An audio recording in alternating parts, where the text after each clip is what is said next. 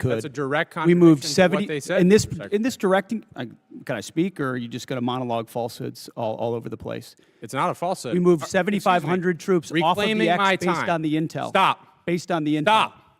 What if the loudest outrage isn't about the war itself, but about who's willing to own the consequences of finishing it? Strip away the noise, and one uncomfortable truth emerges. Opposition to Iran obtaining nuclear capability has never been a partisan invention. For decades, leaders across both parties have drawn the same red line. The difference now isn't the objective, it's the willingness to act decisively when that line is tested. Critics zeroing in on the current war secretary aren't challenging a new doctrine. They're reacting to the moment that doctrine stops being theoretical and starts carrying real-world costs. It's easier to agree in principle than to stand firm when the stakes become tangible. Gentleman from New York, Mr. Ryan. Thank you, Mr. Chairman. Head wounds, heavy bleeding, and then just shrapnel all over. So folks are bleeding from their abdomen, bleeding from arms, bleeding from legs. Secretary Hegseth, do you know who said that? I'm not sure I do. It was one of our soldiers describing the devastating Iranian drone strike at Port Shuaibah, March 1st in Kuwait. As you know, 6 of our soldiers killed, over 30 wounded. Secretary, do you know the range of the Shahed 136 one-way attack drone, approximately? It depends on the variant, but it's got serious distance. Several hundred miles. Do you know how far Port Shuaibah is from Iran? There's a reason why we took extreme measures I'm gonna of reclaim force my time. protection, because I'm we gonna reclaim understood my the time. proximity challenges. Mr. Chair, I'm going to reclaim my time. It's well under 100 miles. Before the war started, there was clear intelligence that Shuaibah was high on Iran's target list. Internal analysis had said the site was indefensible from aerial attack and should not be used. Yet you sent our soldiers from the 103rd Sustainment Command there anyway. Is that true or false? True or false?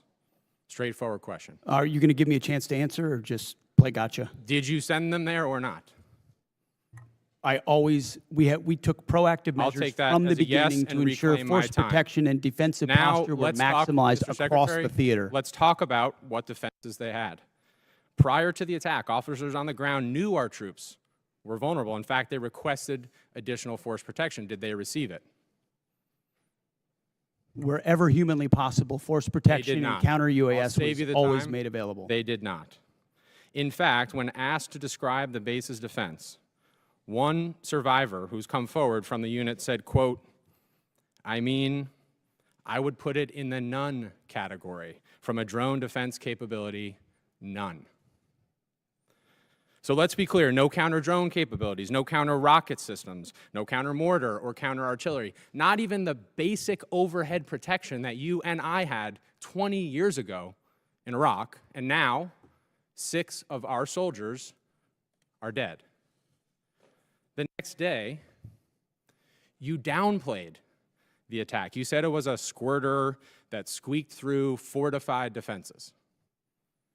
But since then, thankfully, brave survivors have come forward to set the record straight. One of our surviving soldiers told CBS, quote, painting a picture that one squeaked through is a falsehood. Another said the unit was, quote, unprepared to provide any defense for itself. It was not a fortified position. Another survivor said the building's protection was about as weak as one gets. Secretary Hegseth, that is obviously in direct contradiction to what you said from the Pentagon podium the next day. So are you saying that these soldiers, our soldiers who survived this horrific attack, are lying?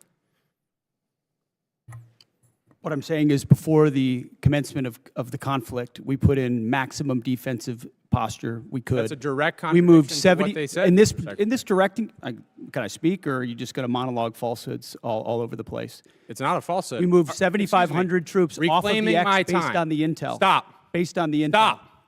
Reclaiming my time. Because you yell doesn't Are make you right. calling, Just because you yell doesn't I'm make you right. reclaiming my time on behalf of these survivors. You just said what they said is a falsehood.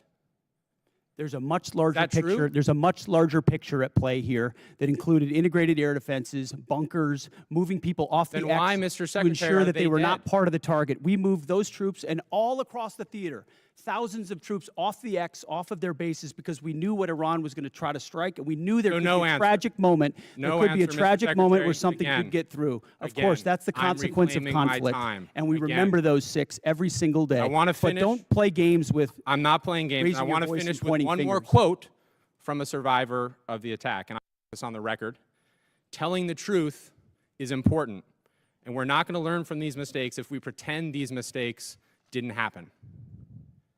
Secretary Hegseth, those soldiers told the truth. Those soldiers are braver than you are. I commend those They soldiers. are asking for accountability. They deserve accountability, and I'm asking for the same, starting with you. And as I said a year ago, you need to resign immediately. I commend those And I soldiers. yield back. Gentleman yields back. Chair not. War by its nature is tragic. Casualties are not a political talking point. They are the grim currency of conflict. But reducing strategic decisions to emotional reactions risks ignoring the broader calculus leaders are forced to make. Deterrence only works when it's credible. If a nation signals limits but never enforces them, adversaries adapt quickly.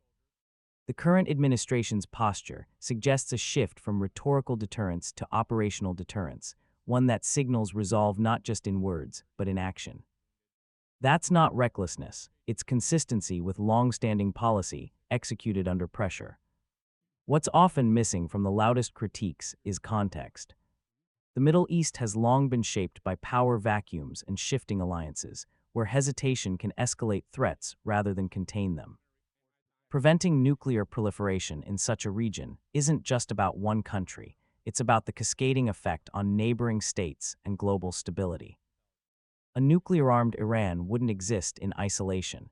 It would redefine security calculations across continents.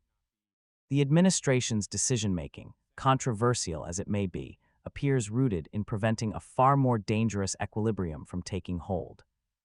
Ultimately, this isn't just about politics, it's about accountability. History rarely judges leaders for making easy choices, it judges them for the hard ones they didn't make. While critics debate optics and timing, the administration is operating in the realm of consequence and long-term risk. The real question viewers should be asking is whether the situation is messy, it always is, but whether inaction would have led to something far worse.